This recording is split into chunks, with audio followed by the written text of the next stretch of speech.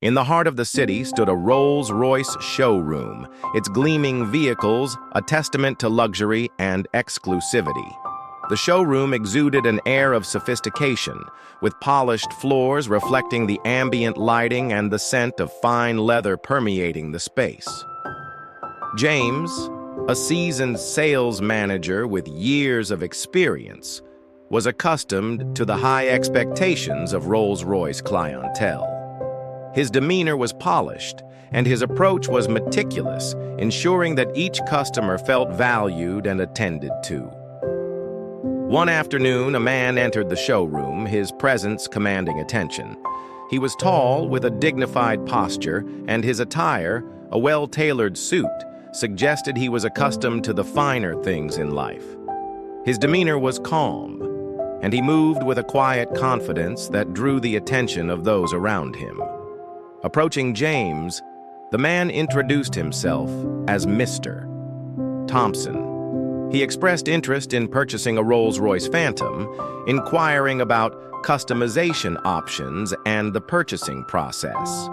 James, ever the professional, provided detailed information, highlighting the bespoke services and the exclusivity that came with owning a Rolls-Royce.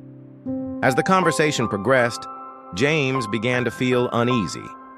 There was something about Mr. Thompson that didn't sit right with him.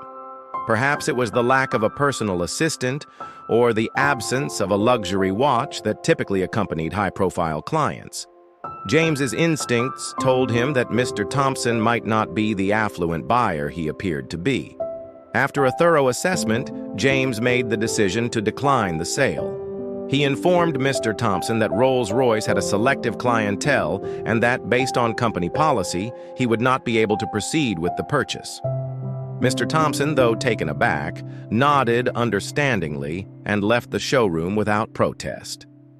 Days later, the news broke that Mr. Thompson was, in fact, Barron Trump, the youngest son of former President Donald Trump and First Lady Melania Trump.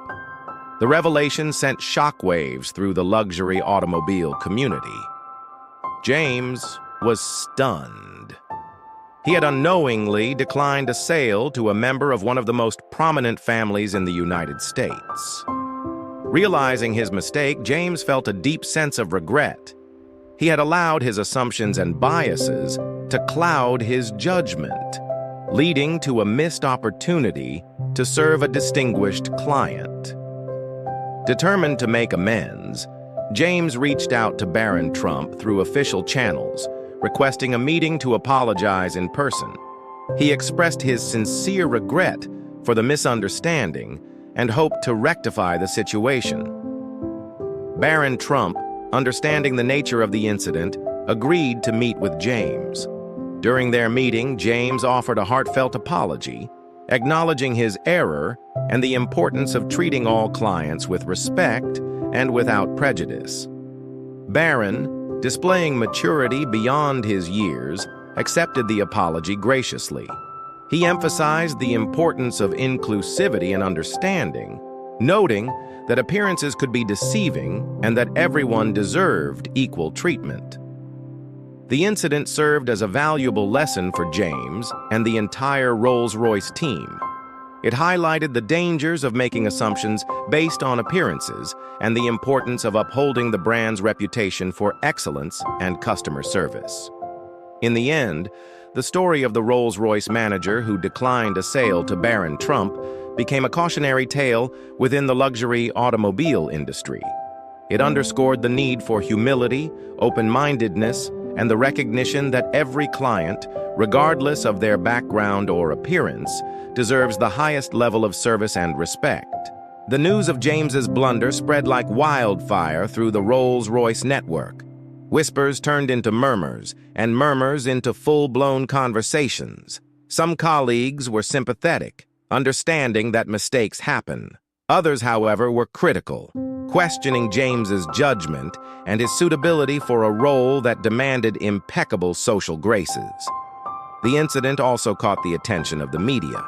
News outlets, eager to capitalize on the sensational story, published articles with headlines like, Rolls-Royce manager snubs presidential son, and luxury brand faces backlash over classism. The negative publicity put Rolls-Royce in an awkward position, forcing them to issue a public apology and reaffirm their commitment to inclusivity. James, meanwhile, was struggling to cope with the fallout. The public scrutiny, the internal criticism, and the weight of his own regret were overwhelming. He found himself questioning his career choices, his self-worth, and his ability to ever regain his professional standing. He sought solace in long walks, poring over industry publications, and engaging in self-reflection. He realized that his judgment had been clouded by a subconscious bias, a prejudice he hadn't even been aware he harbored. He vowed to educate himself on unconscious bias, to challenge his own assumptions, and to strive for greater empathy and understanding in his interactions with others. Weeks later, an unexpected invitation arrived at James's doorstep. It was from Barron Trump himself. He invited James to join him for a private dinner at a renowned restaurant in Manhattan. James was hesitant at first. He wasn't sure if he deserved such an invitation considering the embarrassment he had caused, but he also felt a sense of responsibility to accept, to continue the dialogue they had begun, and to learn from this experience. The dinner was a surreal experience. James, dressed in his finest attire, felt a mix of nerves and anticipation. Barron, surprisingly, was warm and welcoming, exuding a quiet confidence that belied his young age. They discussed a wide range of topics, from the challenges of growing up in the public eye to their shared passion for automobiles. Barron spoke eloquently about his interest in design and engineering, revealing a deep appreciation for craftsmanship and innovation. As the evening progressed, James found himself drawn to Barron's intelligence, his humility, and his genuine interest in understanding different perspectives. He realized that Barron, despite his privileged upbringing, was a young man grappling with his own identity and searching for his place in the world. The dinner with Barron Trump proved to be a turning point for James.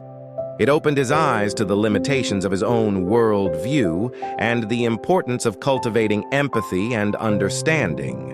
He began to see the world through a different lens, recognizing the inherent value and dignity in every individual, regardless of their background or social status.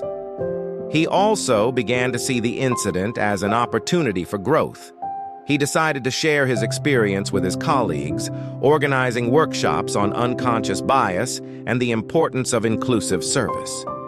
He became a vocal advocate for diversity and inclusion within the Rolls-Royce organization, challenging his colleagues to examine their own assumptions and strive for greater cultural sensitivity. His efforts were not without resistance. Some colleagues remained skeptical, while others dismissed his concerns as political correctness. But James persisted, driven by a deep-seated belief that genuine change could only come about through open dialogue, honest self-reflection, and a commitment to creating a more inclusive and equitable society. News of James's transformation spread throughout the company. He became known as the man who learned from his mistakes, a symbol of humility and personal growth. His workshops on unconscious bias became highly sought after, attracting participants from all levels of the organization. The Rolls-Royce brand, too, began to reap the benefits of this newfound emphasis on inclusivity. They launched initiatives to attract a more diverse clientele, partnering with community organizations and sponsoring events that celebrated diversity and cultural exchange. The incident with Barron Trump, once a source of embarrassment, became a catalyst for positive change within the company and the wider luxury industry. It served as a powerful reminder that true luxury was not merely about material possessions, but also about human connection, empathy, and respect. James's career took an unexpected turn. He transitioned from sales to a new role focused on diversity and inclusion, becoming a key advisor to the company's leadership on matters of social responsibility. He also began to consult with other luxury brands, sharing his insights and expertise on creating more inclusive and welcoming environments for their customers. He continued to stay in touch with Barron Trump, their relationship evolving into a mutually respectful friendship. They occasionally exchanged emails, discussed current events, and shared their thoughts on various topics.